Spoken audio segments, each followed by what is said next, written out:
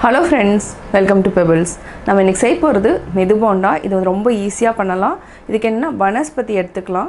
அதாவது நம்ம மோஸ்ட்லி வந்து என்னென்னா வனஸ்பதி வந்து உடம்புக்கு கெடுதல் தான். என்னைக்காவது ஒரு நாள் செய்கிறதுக்கு நம்ம வனஸ்பதி எடுத்துக்கலாம். அதாவது டால்டா.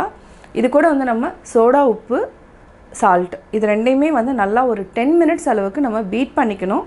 அதுக்கப்புறம் நம்ம கடலை மாவு, வெங்காயம், பச்சை மிளகாலாம் ஆட் பண்ணி செய்ய போகிறோம். வாங்க எப்படி செய்கிறதுன்னு பார்க்கலாம். மெது பக்கோடா செய்கிறதுக்கு வந்து தேவையான பொருட்கள் நம்ம வந்து அதாவது ரீஃபைண்ட் ஆயிலும் எடுத்துக்கலாம். இன்றைக்கி வந்து நான் வனஸ்பதி எடுத்துருக்கிறேன். ஆக்சுவலாக அதிகமாக யூஸ் பண்ணாதீங்க.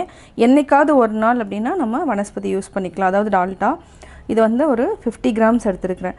இது கூட நம்ம கொஞ்சமாக வந்து சால்ட் ஆட் பண்ணிக்கலாம். இது வந்து கொஞ்சம் லேட்டாக ஆட் பண்ணிக்கலாம். இது கூட அதாவது சோடான்னு சொல்லுவோம் இல்லைங்களா, அதை ஆட் பண்ணிக்கலாம். இது வந்து ஒரு அரை டீஸ்பூன் அளவுக்கு ஆட் பண்ணிவிட்டு இதை வந்து என்னென்னா நல்லா இந்த மாதிரி கைவிட்டு நல்லா பசைஞ்சிட்டே இருக்கணும். அதாவது நல்லா என்னென்னா லிக்விட் மாதிரி வரணும். அந்த அளவுக்கு அப்போ தான் வந்து அந்த மெது பக்கோடானோட சாஃப்ட் வந்து நம்மளுக்கு கிடைக்கும். இது வந்து இதே மாதிரியே ஒரு 10 மினிட்ஸ் அளவுக்கு இந்த மாதிரி மிக்ஸ் பண்ணிகிட்டே இருக்கணும். அப்போ பார்த்திங்கன்னா கலரே வந்து வேறு மாதிரி இருக்கும். இது கூட நம்ம சால்ட் ஆட் பண்ணிக்கலாம். தேவையான அளவு நான் சால்ட்டு ஆட் பண்ணிடுறேன். இந்த டால்டா, குக்கிங் சோடா, உப்பு இந்த 3 தான் வந்து அதாவது என்னென்னா கிறிஸ்பியாக வர்றதுக்கு ஒரு ரீசன்.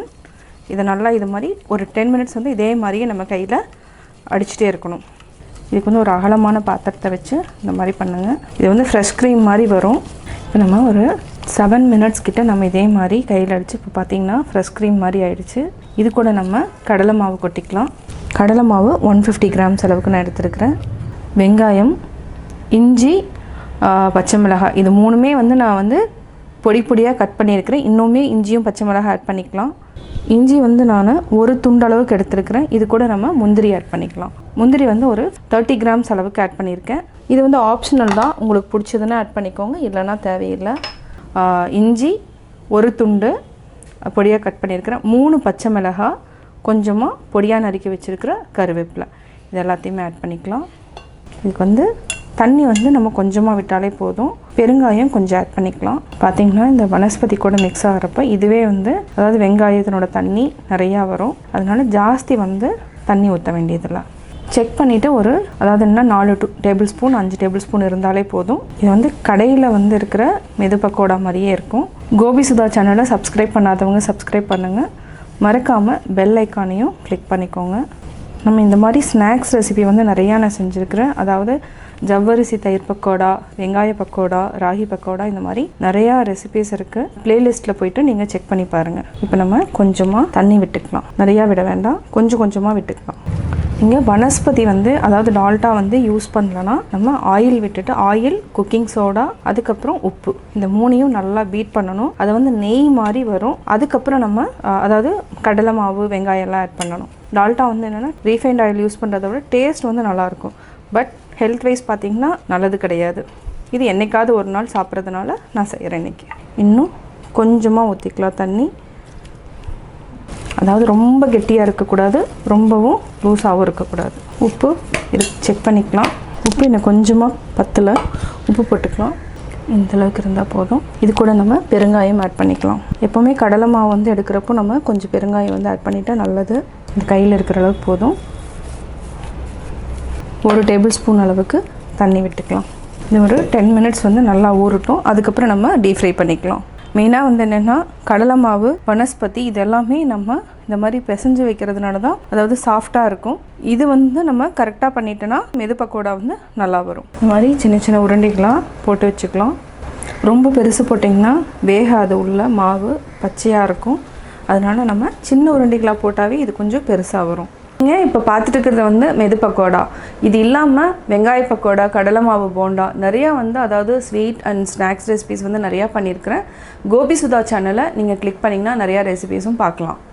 நம்ம மெது பக்கோடா போகிறதுக்கு முன்னாடி ஆயில் வந்து ரொம்ப சூடாக இருக்கக்கூடாது. அதாவது மீடியம் ஃப்ளேமில் வச்சு தான் வந்து நம்ம சுட ஆரம்பிக்கணும். ஏன்னா இல்லைனா உள்ளே இருக்கிற மாவு வந்து பச்சையாக இருக்கும். மேலே மட்டும் உங்களுக்கு தீஞ்சு போன மாதிரி ஆயிரும், உள்ளே வேகாது. அதனால் நம்ம மீடியம் ஃப்ளேமில் வச்சுட்டு ஃப்ரை பண்ணிக்கலாம். இது வந்து சின்ன உருண்டை தான், ஆனால் கொஞ்சம் பெருசாக உப்பி வரும்.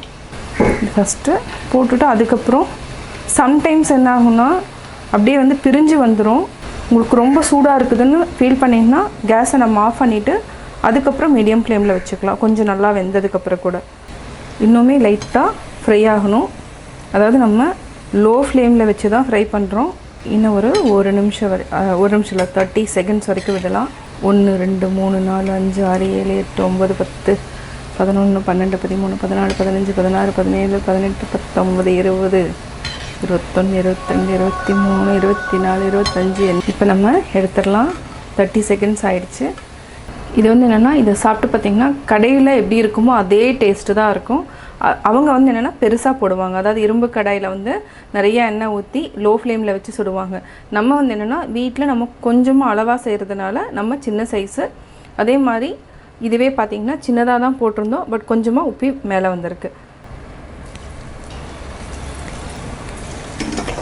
சிம்மில் தான் வச்சுருக்கேன். ஏதாவது ஒரு ஃபோர்க் இருந்துச்சுன்னா அப்படியே தள்ளி விடுங்க. நல்லா பொன்னிறமாகட்டும்.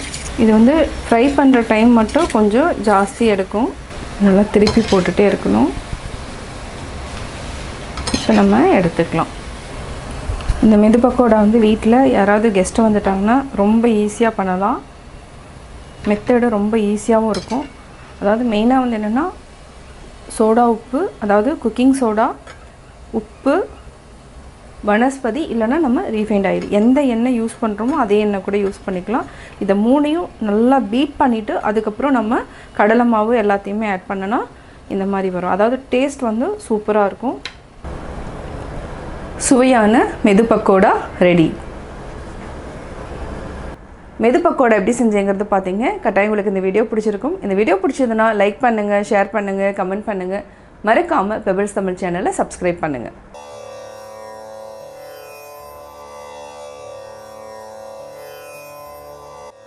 சுவை ஒளி ஊறு ஓசை நாற்றமென்னும் ஐந்தின் வகை தெரிவான் கட்டே உலகு. கண், காது, நாக்கு, மூக்கு, உடல் இவற்றால் வரும் ஆசைகளை அடக்கி வாழ்பவனின் சொற்களுக்கு இந்த உலகம் கட்டுப்பட்டு நடக்கும்.